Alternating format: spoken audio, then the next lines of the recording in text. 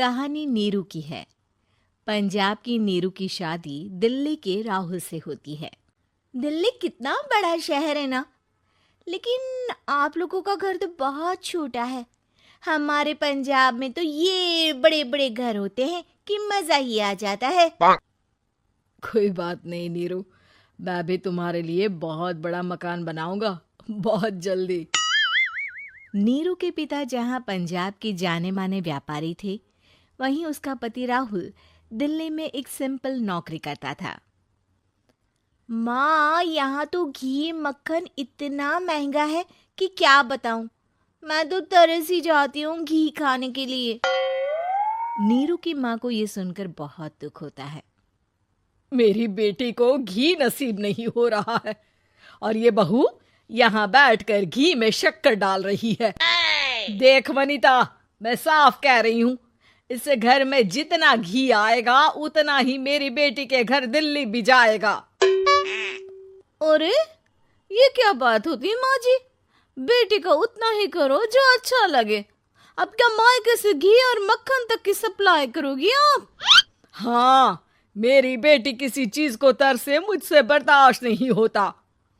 अब क्या था, नीरू के मायके में 2 किलो घी आता तो 2 किलो दिल्ली जाता नीरू के पास। एक दिन, माँ, बड़ी गर्मी पड़ती है दिल्ली में। इस घर में तो एक ही एसी है और वो भी ड्राइंग रूम में। सारा परिवार एक ही कमरे में सोता है। हाँ बेटा, वो तो हर घर की कहानी है। यहाँ भी एक ही एसी है। अरे बिल इतना आता है कि क्या बोलूं। तभी वहां राकेश आ जाता है। माँ, थोड़ी देर में यहाँ कुछ प्लम्बर आएंगे मेरे कमरे में एसी लगाने। जरा ध्यान से लगवा देना ना माँ। ओए, ऐसे कैसे तेरे कमरे में एसी लगेगा? हाँ राकेश, एक बार बात तो कर लेता। अरे पापा, वो वनिता को गर्मी में नींद नहीं आती। ड्राइंग रूम में सबके साथ सोने में वो अनकंफर्टेबल है, इसलिए। अरे पूरे परिवार के साथ वहां तेरी बहन नीरू भी तो सोती है। वो नहीं हो रही क्या अनकंफर्टेबल? समझ रहा है ना? अगर एसी लगेगा तो एक दिल्ली में तेरी बहन के कमरे में भी लगेगा, तभी तू लगा सकेगा। राकेश वनिता को सारी बात बताता है। वनिता करती भी क्या, मन मारकर बैठ जाती है। माँ, ये लोग ठीक नहीं है, क्या करूं मैं? अरे बेटी, यहाँ आ जा, तू यहाँ आकर रह ले। अरे छोड़ दे ऐसे पति को। कैसे छोड़ दूं माँ?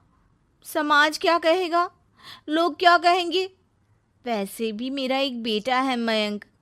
अरे हटा बेटा, तेरी उम्र ही क्या है? इतनी परेशान रहेगी तो काम कैसे चलेगा?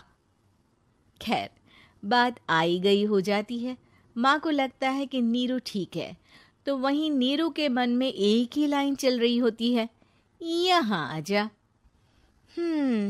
माँ ने तो बोल ही दिया है कि यहाँ आजा। बस मयंक थोड़ा सा बड़ा हो जाए, इन गरीबों को छोड़कर मैं वापस माँ के पास ही चली जाऊंगी। वो इसी सोच में बाजार में चल रही थी कि मैम, आपका दुपट्टा जमीन को छू रहा है। नीरू जैसे ही उस लड़की की तरफ देखती है, देखती ही रह जाती है। हाय रे, कितना सुंदर लड़का है ये। अब क्या हुआ? मैंने कहा आपका दुपट्टा। तो खुद ही उठाकर दे दो ना। लड़का समझ जाता है कि नीरू उस पर फिदा हो चुकी है। वो उससे उसका नंबर लेकर चला जाता है। अब क्या था, नीरू और रोहित में लगातार बातें होने लगती है। मैं हरियाणा का रहने वाला हूँ, यहाँ एक बड़ी कंपनी का मैनेजर हूँ। अच्छा, और कितने बच्चे हैं तुम्हारे? बच्चे? अरे मेरी तो शादी भी नहीं हुई है।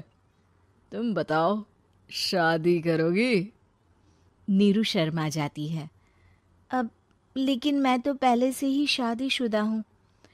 मुझे फर्क नहीं पड़ता, बस तुम शादी कर लो, भाग चलते हैं। बहुत पैसे वाला हूं मैं, हमेशा खुश रखूंगा तुम्हें। नीरू रोहित से मिलकर सारा प्लान बना लेती है और फिर एक दिन घर से भाग जाती है। दोनों शादी कर लेते हैं। शादी के बाद क्या बात है नीरू, तुम्हें परेशान सा देखता हूँ, सब ठीक तो है ना? हाँ हाँ, सब ठीक है।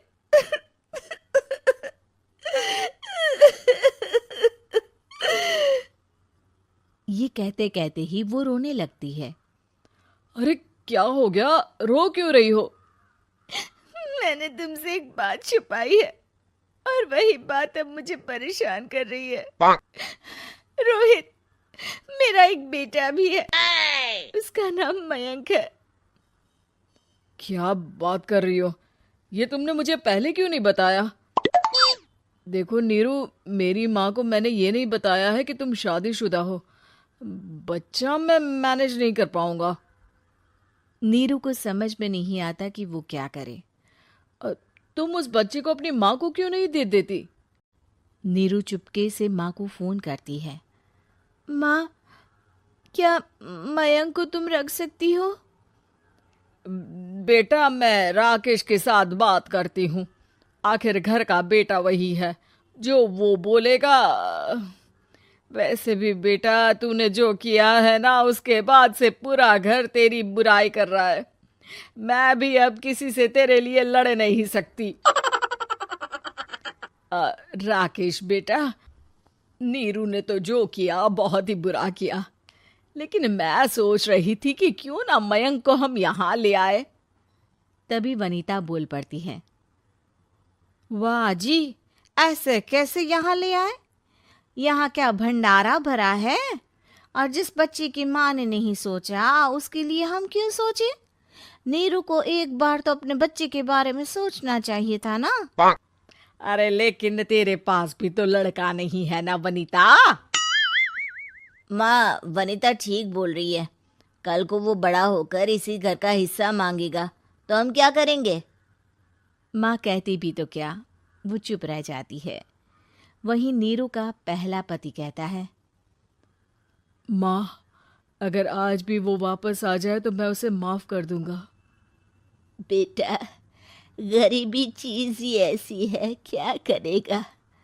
तू तो अब मयंक का सोच। वो बेचारा तो बिना माँ का हो गया।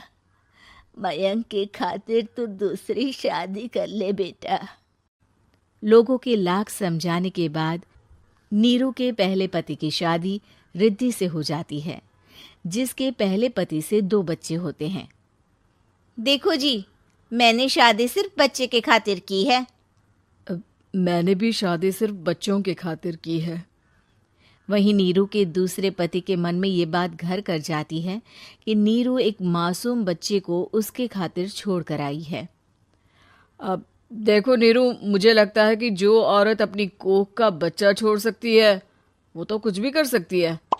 कल को तुम्हें मुझसे अच्छा कोई मिल गया तो तुम तो मुझे भी बाय बाय कर दोगी ना। नीरू को अब उसका दूसरा पति ताने देना शुरू कर देता है। तंग आकर नीरू उसकी यहाँ से भागकर अपने पहले पति के पास चली जाती है। लेकिन ससुराल में क्या लेने आई है नीरू, मयंक को? नहीं नहीं सासू माँ, मुझसे गलती हो गई, मुझे माफ कर दीजिए। नीरू, अब वक्त खत्म हो गया है, मेरी शादी हो चुकी है।